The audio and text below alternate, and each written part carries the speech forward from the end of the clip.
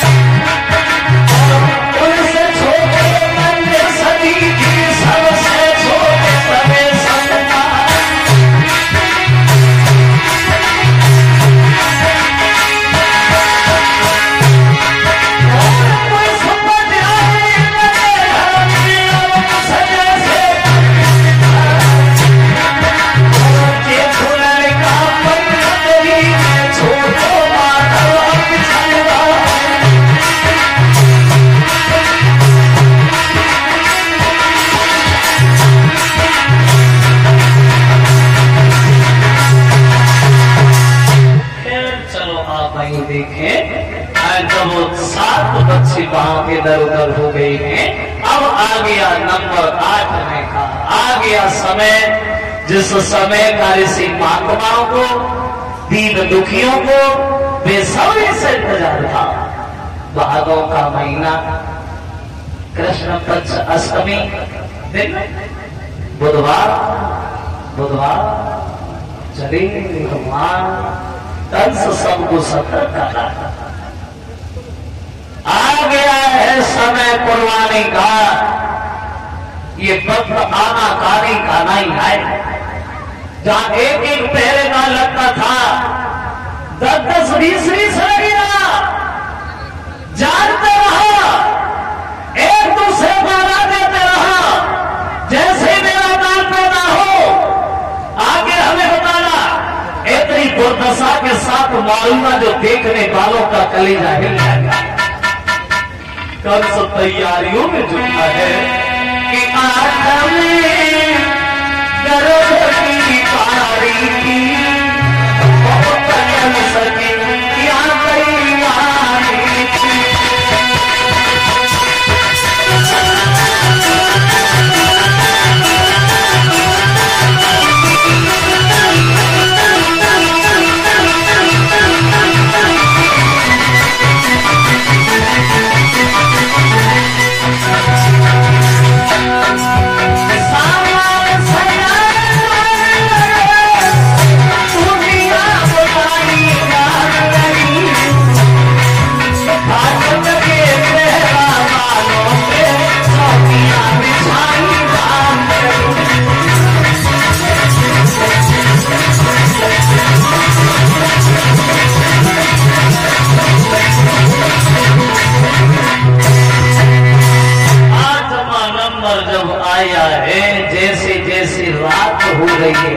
धीरे धीरे पानी की बरसात हो रही है, पहरेदारों के साथ कुछ घाट हो रही है। ऐसा लगता था कि भक्त और भगवान की कुछ बात हो रही है। फाटक के पहरा बालों पे और बेहोशी आती जाती है। पूरब से नेक चंद्रमा की एक कोर निकलती आती है। जेल की दीवार चमकने लगी। वसुदेव देवकी उठ के बैठ गए, बोले प्रभु हम आपकी क्या सेवा करें। भगवान बोले भक्तों हम सेवा कराने नहीं सेवा करने को आए हैं, अब हमारे पास ज्यादा समय नहीं है। बोले भगवान अब अधिक बात का समय नहीं, लीला करने का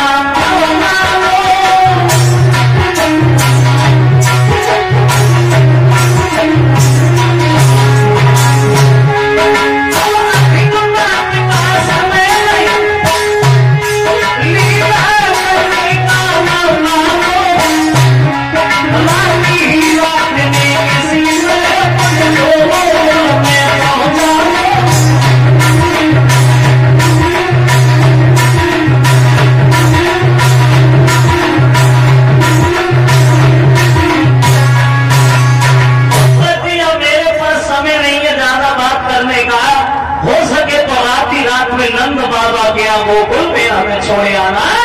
ये बात कहने के बाद भगवान एक जरा से शिशु बने हैं और आ गए देवकी की गोदी में। बोलिए भक्तवत्सल भगवान की। ऐसा ही नहीं कि भागो विनाती काली जो की है ना तेरी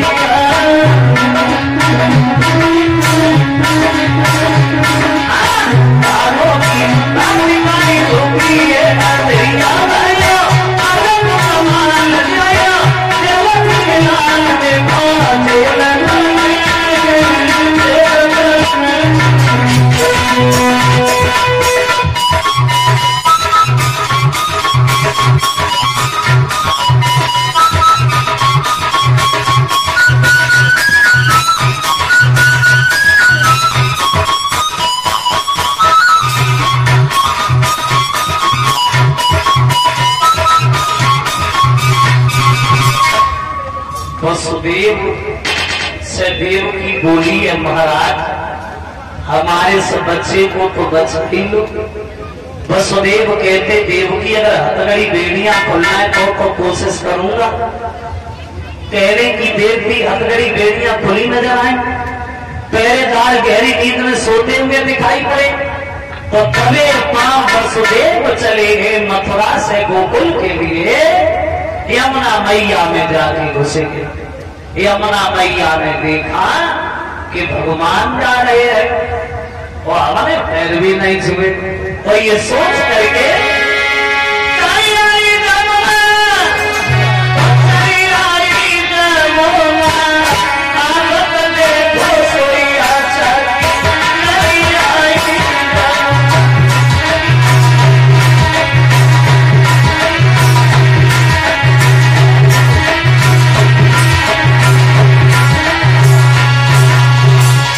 वसुदेव के घुटनों पर चल था, फिर कमर तक पहुंच गया, फिर छाती तक पहुंच गया, फिर मोहने पर जाने लगा। बोलते सोचेंगे आगे पर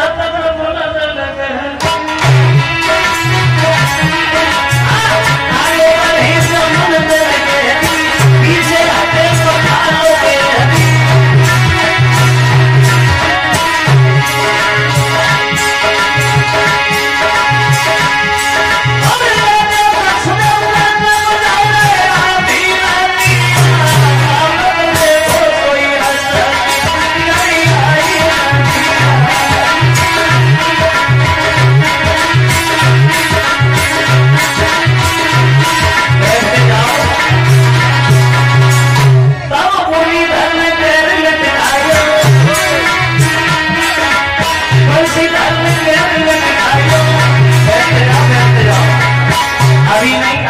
देंगे, अभी बधाई होगी, थोड़ी देर रुको। घूमना यमुना मैया में स्पर्श पायो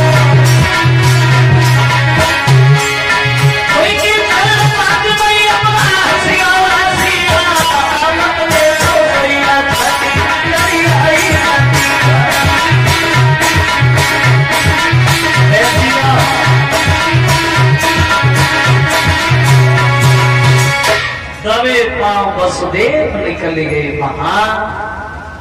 योग माया ने जो बच्ची का वेश बना लिया था, अब भगवान को तो यशोदा के पास लिखा दिया और उस लड़की को लेकर पुनः मथुरा में चले आए वसुदेव। वह लड़की रास्ता में बिल्कुल नहीं रोई, सपा मरी सी घरी चली गई। और जो वसुदेव अंदर घुसे लड़की चिल्ला चिल्ला करके रोने लगी। पहरेदार जग गए, लगता है अवतार हो गया है। कंस को खबर मिली, कंस भागा में बच्चे को हमें दे दो।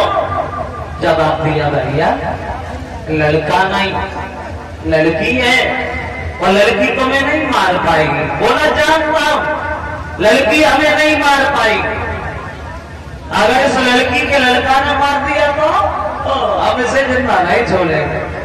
जैसे ही लड़की को मारना चाहा तो लड़की हाथ से छूटी गई और आकाश में भी चली गई और कहने लगी कंसराज। और जैसे ही कंस ने ऊपर देखा तो लड़की हो गई। चिल्लाएंगे कहा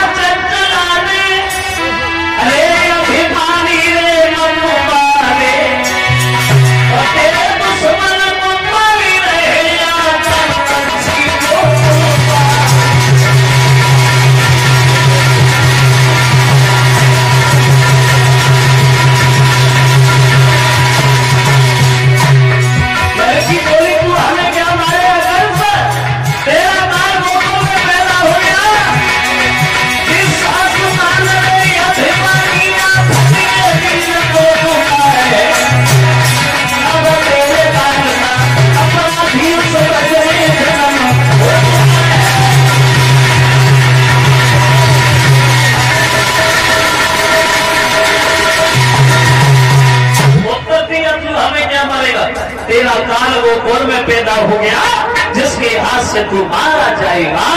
ये बात जब सुनी तो कंस सर पे हाथ रख के बैठ गया वहां। वसुदेव देवकी के पैरों पे गिर पड़ा, माफ करना बहन, तुम्हारी गोदी भी खाली हो गई और हमारा काल भी नहीं बना। तो वसुदेव समझाते कंस रो नहीं, मौती का समय जो देश है वो उसी समय पर आएगी और जिस समय मौती आ जाएगी एक घड़ी न टलने पाएगी। बैठी है दुनिया कमर कसे बस चल देगी की तैयारी है, वो चल देता है बिना कहे जिसकी सगन की बारी है। कंस बड़ा धीर हो रहा है और दरबार में जाकर के सबसे कह रहा है, बहादुरों चले जा गोकुल की तरफ, 2-4 दिन का अगर कोई भी बालक तुम्हें मिल जाए तो उसे मार देना, क्योंकि उसमें हमारा काल भी छुपा है। और इधर कंस के दुराचारी भागे हैं और उधर जब सवेरा हुआ यशोदा की आंख खुली, भगवान को पास लेटा हुआ देखा, बड़ा खुश हुई और खबर पाते पाते गांव की औरतें पहुंचनी, द्वार पर ढोलक बाजे लेकर के बधाई गाने के लिए। यशोदा की लड़का हो गया, मालूम नहीं पड़ा, सोते सोते हो गया।